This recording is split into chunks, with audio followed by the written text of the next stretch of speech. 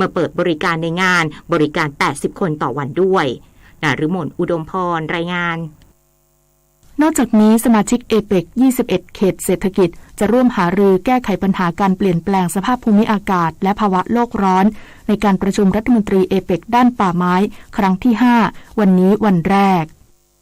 การประชุมรัฐมนตรีเอเปกด้านป่าไม้ครั้งที่5ที่จะเริ่มขึ้นอย่างเป็นทางการวันนี้ที่จังหวัดเชียงใหม่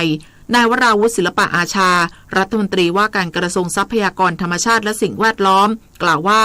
การประชุมครั้งนี้จะมีการแลกเปลี่ยนองค์ความรู้และเทคโนโลยีด้านทรัพยากรป่าไม้ระหว่างกันของสมาชิกเอเปก21เขตเศรษฐกิจโดยเฉพาะการเพิ่มพื้นที่ป่าและทำให้ทุกเขตเศรษฐกิจร่วมกันปลูกป่าเพิ่มพื้นที่สีเขียวให้โลก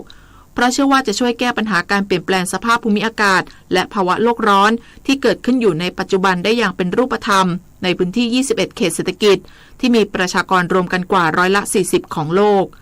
สิ่งที่เราคาดว่าจะได้รับก็คือการแลกเปลี่ยนเทคโนโลยีเกี่ยวกับการเพิ่มพื้นที่ป่าในแต่ละประเทศแต่ที่สำคัญที่สุดนั้นน่าจะเป็นการที่ทำให้ทุกๆเขตเศรษฐกิจทั้ง21เขตเศรษฐกิจนั้นสามารถมาร่วมมือกันในการที่จะมาปลูกป่าเพิ่มพื้นที่สีเขียวผมคิดว่าวงเรื่องป่าไม้เป็นวงเดียวนะครับที่จะสามารถมาแก้ไขปัญหาเรื่อง climate change ได้อย่างเป็นรูปธรรมขณะเดียวกันกระทรวงทรัพยากรธรรมชาติและสิ่งแวดล้อมจะนำแนวคิด BCG โมเดลที่เน้นเรื่องเศรษฐกิจชีวภาพเศรษฐกิจหมุนเวียนและเศรษฐกิจสีเขียวซึ่งสอดคล้องกับหลักปรัชญาเศรษฐกิจพอเพียงเข้าหารือในที่ประชุมครั้งนี้ด้วยรวมทั้งเป็นไปตามการพัฒนาอย่างยั่งยืนหรือ SDG ทั้ง17ข้อของสหประชาชาติที่สำคัญคือไทยได้ดำเนินการเรื่องนี้แล้วและเห็นผลจริงปิยาพันธ์ยังเทียนรายงานกระทรวงการคลังยืนยันประชาชนรายเดิมสามารถกดยืนยันสิทธิ์เข้าร่วมโครงการคนละครึ่งระยะที่5ได้ต่อเนื่องเริ่มใช้จ่ายได้ตั้งแต่วันที่1กันยายนนี้เป็นต้นไปนายพลชัยถีระเวชผู้อำนวยการสำนักงานเศรษฐกิจการคลังในฐานะโฆษกกระทรวงการคลังเปิดเผยความคืบหน้าการลงทะเบียนโครงการคนละครึ่งระยะที่5จากข้อมูลเย็นวันนี้มีประชาชนรายเดิมที่เคยใช้สิทธิ์โครงการระยะที่4กดยืนยันสิทธิ์เข้าร่วมโครงการระยะที่5จำนวนกว่า16ล้านราย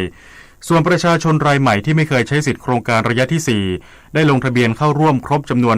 230,000 รายแล้วทั้งนี้ประชาชนรายเดิมที่ยังไม่ได้กดยืนยันสิทธิ์ผ่านแอปพลิเคชันเป๋าตังยังสามารถทยอยกดยืนยันสิทธิ์โครงการระยะที่5ได้อย่างต่อเนื่องก่อนจะเริ่มใช้จ่ายในวันที่1กันยายนนี้ซึ่งจะต้องใช้จ่ายครั้งแรกภายในวันที่14กันยายนนี้เวลา 23:00 น.มิฉะนั้นจะถูกตัดสิทธิ์ส่วนความคืบหน้าการลงทะเบียนผู้ประกอบการร้านค้าล่าสุดมีทั้งสิ้น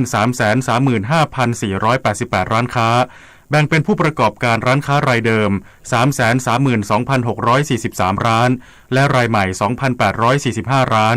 โดยผู้ประกอบการร้านค้าที่สนใจเข้าร่วมโครงการระยะที่5สามารถลงทะเบียนเข้าร่วมโครงการได้อย่างต่อเนื่องจนกว่ากระทรวงการคลังจะปิดรับสมัครกระทรวงพลังงานเพิ่มมาตรการลดภาระค่าครองชีพของผู้ใช้ไฟฟ้าเป็นเวลา4เดือนและขยายระยะเวลามาตรการบรรเทาผลกระทบราคาก๊าซหุงต้มต่อไปอีก3เดือนนายสุพัฒนพงษ์พันมีเชารองนายกรัฐมนตรีและรัฐมนตรีว่าการกระทรวงพลังงานกล่าวว่า